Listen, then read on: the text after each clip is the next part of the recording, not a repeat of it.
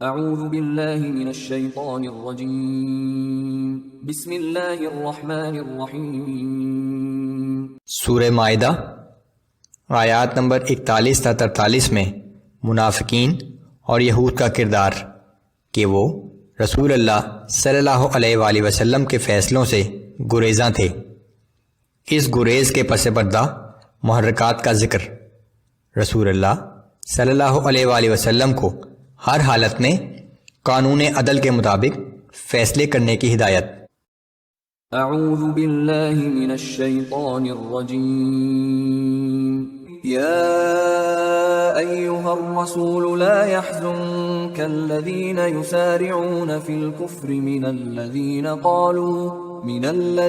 قالوا آمنا بأفواہہم ولم تؤمن قلوبہم وَمِنَ الَّذِينَ هَادُوا۔ اے رسول اللہ صلی اللہ علیہ وآلہ وسلم، آپ ان لوگوں کے بارے میں رنجیدہ نہ ہوں جو کفر کی راہ میں سبقت لے جانے کے لیے تیزی دکھاتے ہیں، خواہ وہ ان منافقوں میں سے ہوں جو زبان سے تو ایمان کا دعویٰ کرتے ہیں لیکن حقیقتاً ان کے دل ایمان سے خالی ہیں، اور خواہ وہ یہودیوں میں سے ہوں۔ سماعون للكذب سماعون لقوم آخرین لم یأتوک۔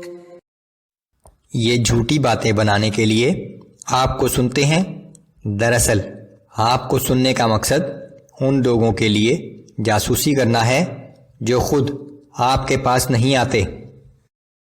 یحرفون الکلم من بعد مواضعه يقولون ان اوتیتم هذا فخذوه وان لم تؤتوه فاحذروا۔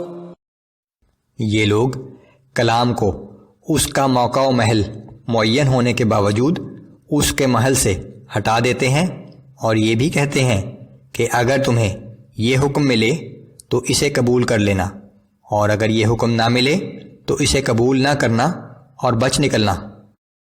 وَمَن يُرِدِ اللَّهُ فِتْنَتَهُ فَلَن تَمْلِكَ لَهُ مِنَ اللَّهِ شَيْئًا أُولَئِكَ الَّذِينَ لَمْ يُرِدِ اللَّهُ أَن يُطَهِّرَ قُلُوبَهُمْ۔ اور جس شخص کو اللہ ہی فتنے میں مبتلا کرنا چاہے تو اس کے لیے اللہ کے سامنے آپ کا کچھ زور نہیں چل سکتا۔ یہی وہ لوگ ہیں جن کے دلوں کو پاک کرنا اللہ کو منظور نہ ہوا۔ لَهُمْ فِي الدُّنْيَا خِزْيٌ وَلَهُمْ فِي الْآخِرَةِ عَذَابٌ عَظِيمٌ۔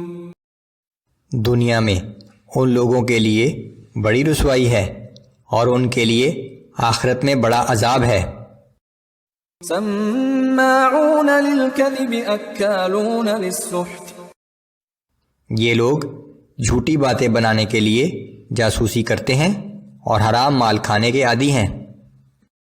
فَإِن جَاءُوكَ فَاحْكُم بَيْنَهُمْ أَوْ أَعْرِضْ عَنْهُمْ وَإِن تُعْرِضْ عَنْهُمْ فَلَن يَضُرُّوكَ شَيْئًا۔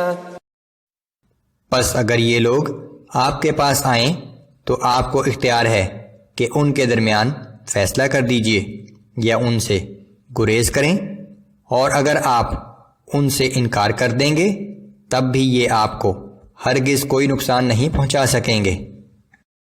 وَإِنْ حَكَمْتَ فَاحْكُم بَيْنَهُم بِالْقِسْطِ إِنَّ اللَّهَ يُحِبُّ الْمُقْسِطِينَ۔